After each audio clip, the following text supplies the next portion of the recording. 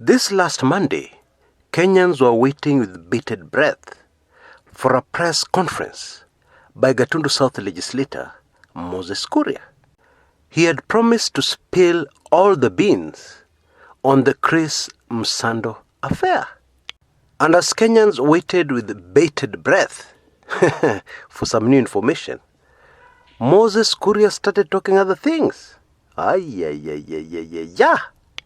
Chris Msando's murder was only mentioned in passing. He focused a lot on talking about the BBI. And Kenyans on social media were quite rightly very angry. I want us in this video to look a little more deeply at this very strange incident, because I believe it has a lot of meaning. There's a lot of meaning we can read into it. Now, all the subscribers to this channel will remember that I've covered this maneno in great detail here on this channel.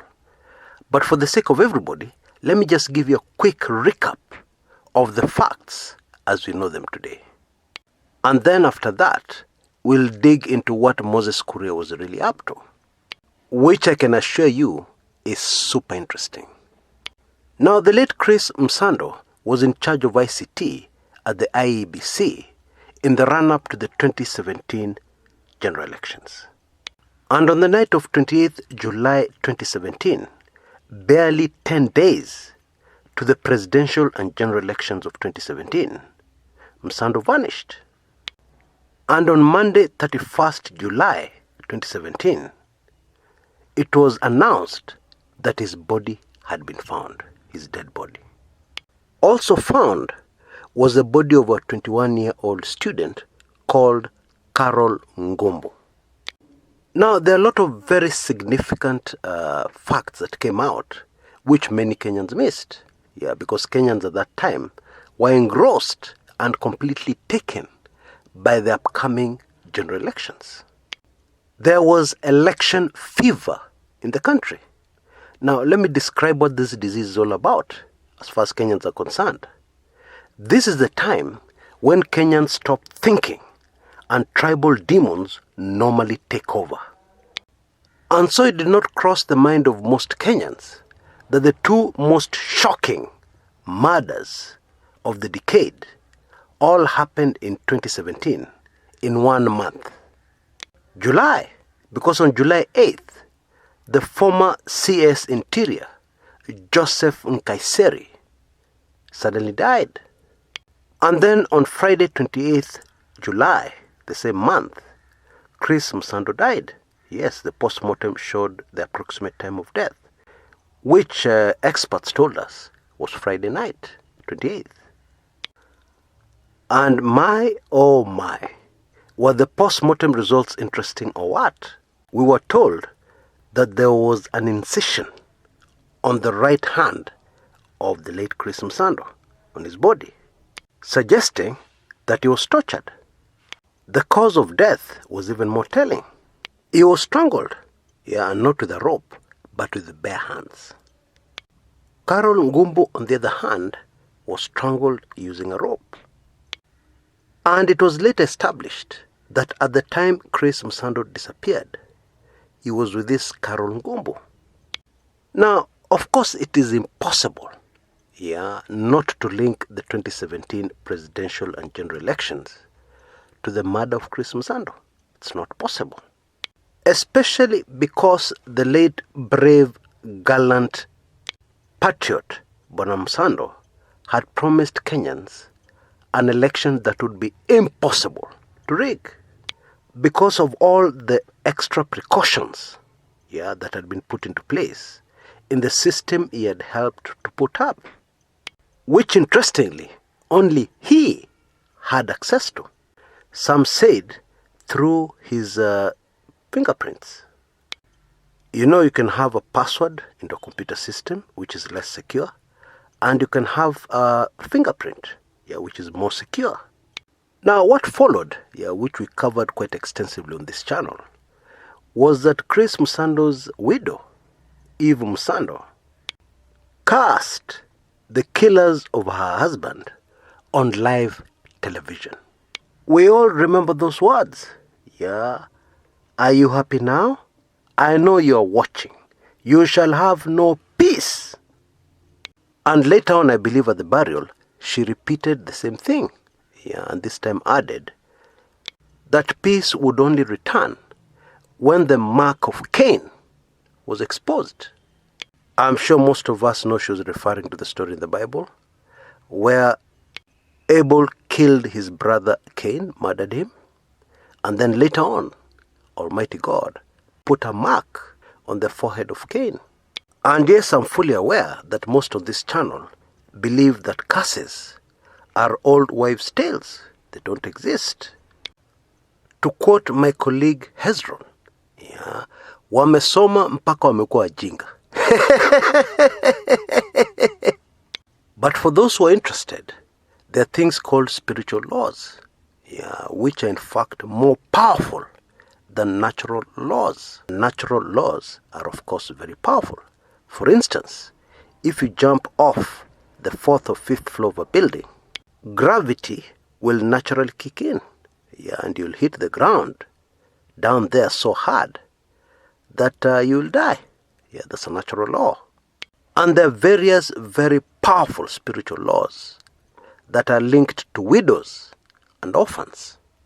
To cut a very long story short, never, ever, ever mess around with a widow or an orphan. Yeah, go and do your messing around somewhere very far from those two groups of people. Bottom line, widow Eve Msando's curse was very real. Is very real. Yeah, just watch what will happen. In fact, you can do better.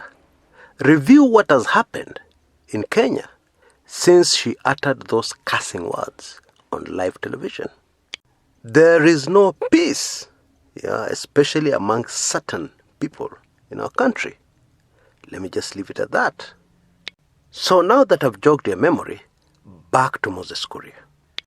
Now, Honorable Moses Kuria has a history, yeah, of changing his mind. The example that stands out the most is the time Honorable Moses Kuria resigned, yeah, his parliamentary seat. He resigned as MP and then he unresigned. He changed his mind. So, could it be that Bwana Kuria, Honorable Kuria, really wanted to tell us something and then he changed his mind? If that is true, it wouldn't be the first time. And we also know the time he changed his mind about resigning as an MP, stepping down, it was due to pressure from some certain quarters. Could the same have happened this time round? Yeah, that certain quarters, yeah, threatened, put pressure on him, so that suddenly he did not want to spill the beans he had planned to spill? But there's another possibility that is much more likely. And it has something to do with what Team Tangatanga have been very consistently threatening. Yeah, they've been threatening to spill the beans. Former CS Agriculture, during the press conference he called after he was fired by the president, also told us that there's a lot he can say, there's a lot he can reveal. Yeah, and then he also said, you keep cool and I will keep cool, which was really a threat. Yeah, if you stay cool, then I will not spill the beans. If you decide not to stay cool, there's a lot I know that I will say. In other words, Team Tangatanga has been very consistent in the tactic, yeah, of threatening the other side with exposure. And there's something else which is very telling. Think about it. If you want to expose something, if you want to spill the beans and tell Kenyans something, you call a press conference immediately and you tell us. But in this case, yeah, we had Moses Kuria coming out and saying, I will spill the beans in a future date. Yeah, he gave us the precise date. Monday, I will talk to Kenyans. I will address Kenyans on the issue of Chris Msando. Now, when somebody does this, obviously, yeah, they're targeting the message at somebody else. Somebody who was deeply involved in the Chris Msando murder. Because the truth is there's a lot to suggest that Moses Kuria may not have been involved in it.